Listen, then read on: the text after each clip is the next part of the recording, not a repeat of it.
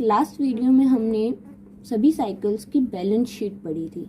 आज की इस वीडियो में हम पढ़ेंगे लाइट रिएक्शन और dark reaction. So video start करने से पहले वीडियो को लास्ट तक देखना, hit the like button, subscribe करना चैनल को और प्लीज़ वन शेयर। सो जब हम लाइट रिएक्शन का नाम लेते हैं तो सबसे पहले दो नाम आते हैं, एमर्जन एंड आर्नोल्ड। एमर्जन और आर्नोल्ड ने क्लोरेला पे काम किया था, जिससे टू फोटो सिस्टम का जो कंसेप्ट था PS1 एंड PS2 ये सामने आया था। ठीक है, जब एमर्जन ने 600 नैनोमीटर से हाई वेवलेंथ की लाइट दी, ओनली सिंगल मोनोक्रोमेटिक लाइट, सो रेड ड्रॉप अपीयर हुआ उस टाइम पे।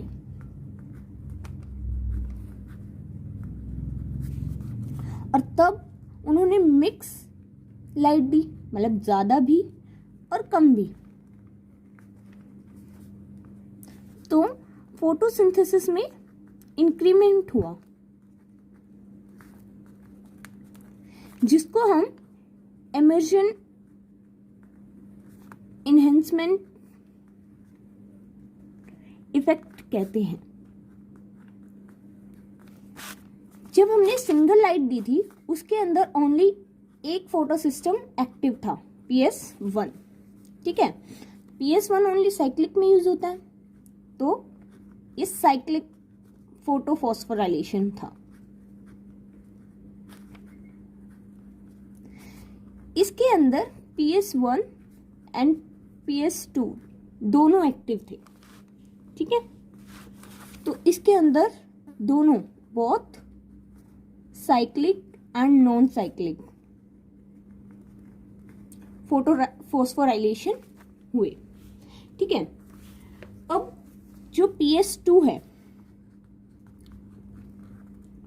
वो एप्रेस्ड रीजन में मिलता है,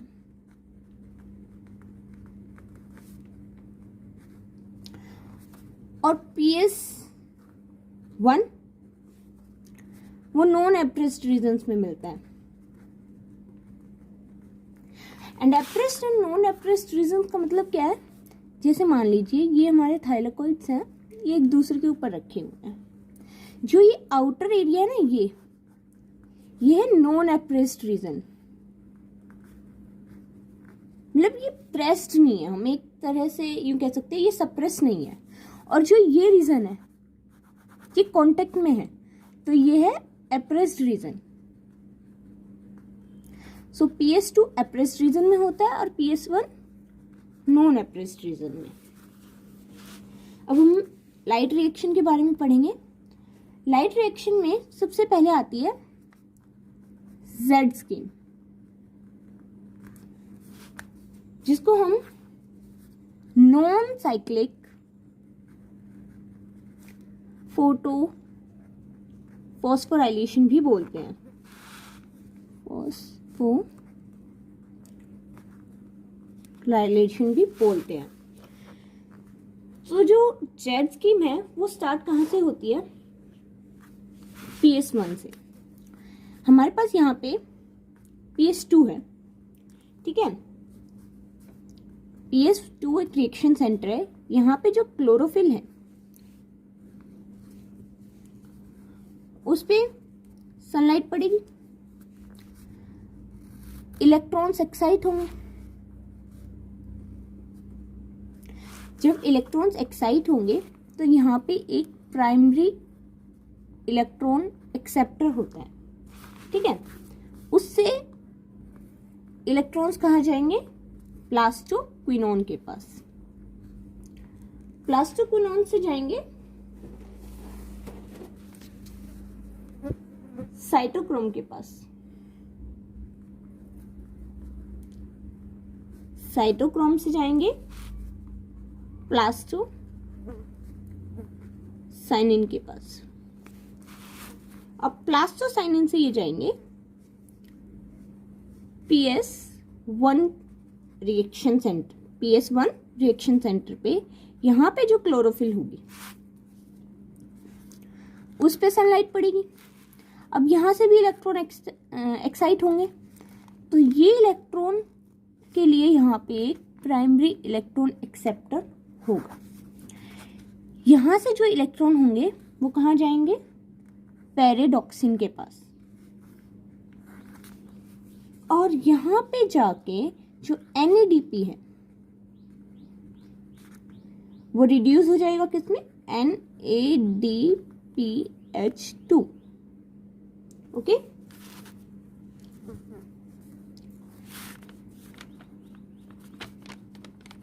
अब हमने देखा कि यहाँ से PS2 से जो इलेक्ट्रॉन थे वो एक्साइट हुए, यहाँ पे इलेक्ट्रॉन की कमी आई, यहाँ पे इलेक्ट्रॉन की कमी आई।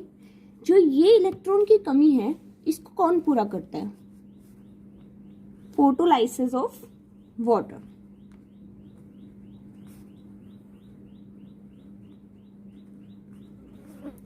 To H positive, half oxygen plus 2 electron. जो ये इलेक्ट्रॉन है ये यहाँ पे जो इलेक्ट्रॉन एक्साइट हुए उनकी जगह ले लेंगे, ठीक है। और जो ये H पॉजिटिव है ये कहाँ आ जाएंगे? ल्यूमेन में। नाउ ये था नॉन साइक्लिक फोटोफॉस्फोराइलेशन। एक बार जल्दी से रिपीट करते हैं।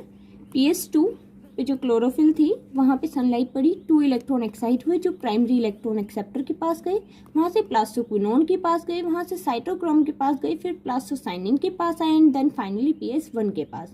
वहां से इलेक्ट्रॉन गए प्राइमरी इलेक्ट्रॉन एक्सेप्टर के पास, वहां से फेरेडॉक्सिन के बाद, और फाइनली NADPH2 में रिड्यूस हो गई, ठीक है। ये हुआ आउटर मेम्ब्रेन पे। जो PS1 है वो आउटर मेम्ब्रेन पे होता है थाइलाकोइड के, और PS2 इनर मेम्ब्रेन पे होता है,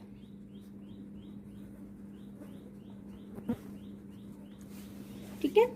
नाउ अब सेकेंड हम करेंगे साइक्लिक फोटोफॉस्फोराइलेशन। जो सेकेंड फॉस्फोराइलेशन है साइक्लिक फोटोफॉस्फोराइलेशन, इसके अंदर ओनली PS1 होता है जो कि स्ट्रोमल लैमली में प्रेजेंट होता है,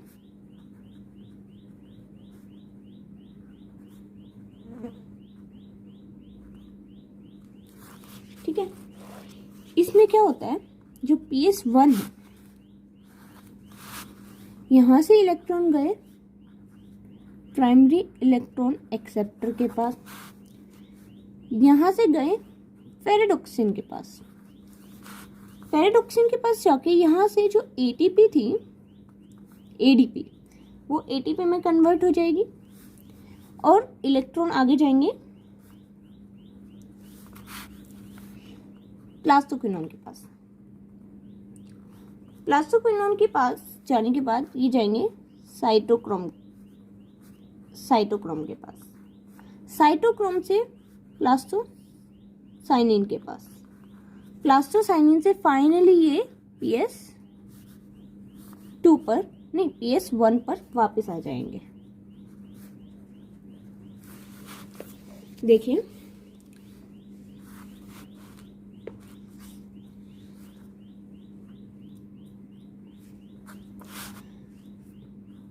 फास्ट रिवीजन, PS1 से इलेक्ट्रॉन्स जो हैं वो प्राइमरी इलेक्ट्रॉन एक्सेप्टर के पास गए, वहां से फेरेडॉक्सिन के पास गए, फेरेडॉक्सिन से बीच में एक आता है cytochrome B6 complex, cytochrome B6 complex, वहां से गए प्लास्टोक्विनोन के पास, प्लास्टोक्विनोन से गए साइटोक्रोम के पास, साइटोक्रोम से गए प्लास्टोसाइनिन के पास एंड प्लास्टोसाइनिन से फिर PS1 पे आ गए।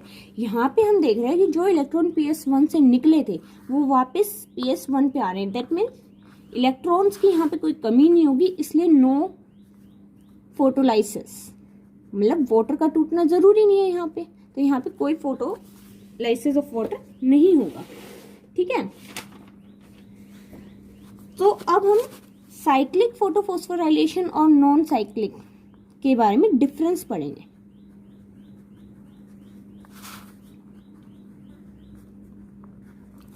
साइक्लिक के अंदर ओनली PS1 इन्वॉल्व होता है, नॉन साइक्लिक के अंदर दोनों। ठीक है, इसमें जो इलेक्ट्रॉन एक्साइट होते हैं वो PS1 से होते हैं, यानी रिएक्शन सेंटर P700, यहाँ पे मतलब 700 नैनोमीटर की जो वेवलेंथ है उस लाइट से होते हैं। और यहाँ पर इलेक्ट्रॉन जो है वो वापस नहीं आते। जो नॉन साइक्लिक होता है उसमें इलेक्ट्रॉन्स वापस नहीं आते, इसलिए यहाँ पे फोटोलाइसिस ऑफ वाटर होता है। इसके अंदर ऑक्सीजन इवॉल्व होती है और फोटोलाइसिस ऑफ वाटर होता है। इसके अंदर नो ऑक्सीजन इवोल्यूशन, क्योंकि यहाँ पर इलेक्ट्रॉन वापस आ रहे हैं तो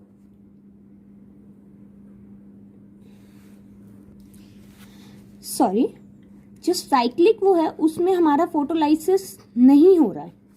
ठीक है, नॉन साइक्लिक में हो रहा है। So oxygen evolution non cyclic से होगा और जो साइक्लिक है उससे कोई ऑक्सीजन इवोल्यूशन नहीं होगा।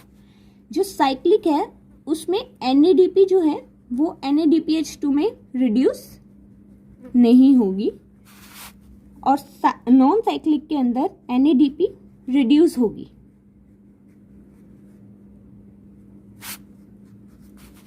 ठीक है, जो साइक्लिक फोटोफॉस्फोराइलेशन होता है वो 600 नैनोमीटर की लाइट वेवलेंथ से ज्यादा पे एक्टिव होता है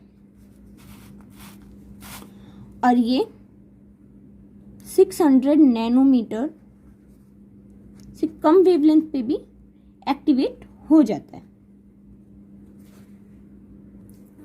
जेड स्कीम में बस इतना ही। अब हम पढ़ेंगे केल्विन साइकिल। केल्विन साइकिल जो थी वो केल्विन ने स्टडी की थी क्लोरेला पे। ठीक है, इसमें स्टार्टिंग कहाँ से होती है? इस साइकिल के 3 स्टेप्स हैं, carboxylation, second reduction and third regeneration. जो रुबिस्को एंजाइम है वो कार्बोक्सिलेशन में यूज होता है। स्टार्टिंग होती है राइबुलोज 1,5 बाइफॉस्फेट, जो हमारा एक कंपाउंड है, ये 5 कार्बन कंपाउंड है। कार्बोक्सिलेशन मतलब CO2 का एडिशन। ठीक है, प्लस में वाटर भी ऐड होगा एटमॉस्फेयर से और हमारे पास बनेगा 3 फोस्फो ग्लिसरेट, जिसको हम बोलते हैं 3PGA। ये फर्स्ट स्टेबल कंपाउंड होता है साइकिल का।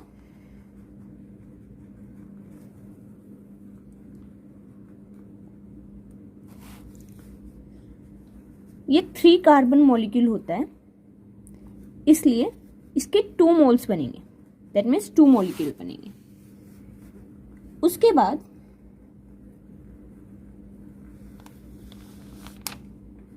हमारे पास बनता है ट्रायोज फोस्फेट,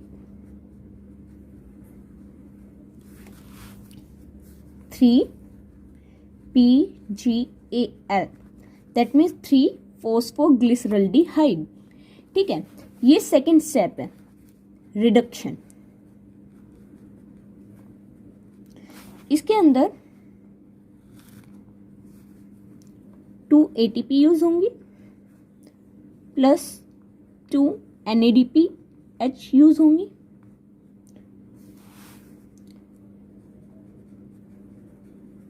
प्लस हमें मिलेगा क्या 2 ADP plus 2 inorganic phosphate plus 2 NADP। जो 3-फॉस्फोग्लिसरॉल्डिहाइड है ये सुक्रोज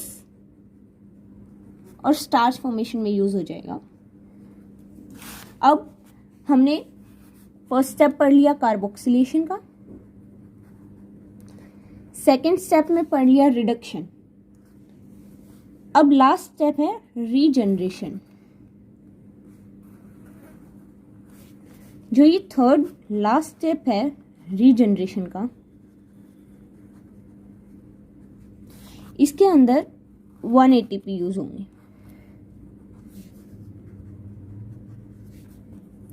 ADP मिलेगी प्लस इनऑर्गेनिक फॉस्फेट।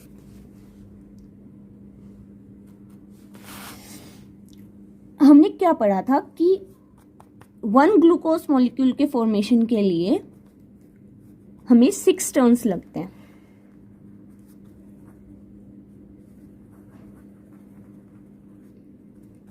और 1 टर्न में 3 ATP प्लस 2 NADPH लगती है। तो यहाँ पे 2 ATP प्लस यहाँ पे 1 ATP और यहाँ पे 2 NADPH। ओके, यहाँ का फर्स्ट स्टेबल कंपाउंड पूछ लिया जाता है जो कि 3-फॉस्फोग्लिसरेट है and this is the most simple cycle. यहाँ पे रीजनरेशन के स्टेप में जो राइबोलोज 1,5 बाइफॉस्फेट है ये रीजनरेट हो जाता है, फिर से CO2 फिक्स होती है और साइकिल गोज ऑन। ओके, बस इसमें इतना ही। अब नेक्स्ट वीडियो में हम करेंगे C4 cycle and glycolysis cycle. So please stay tuned and subscribe the channel. Thank you.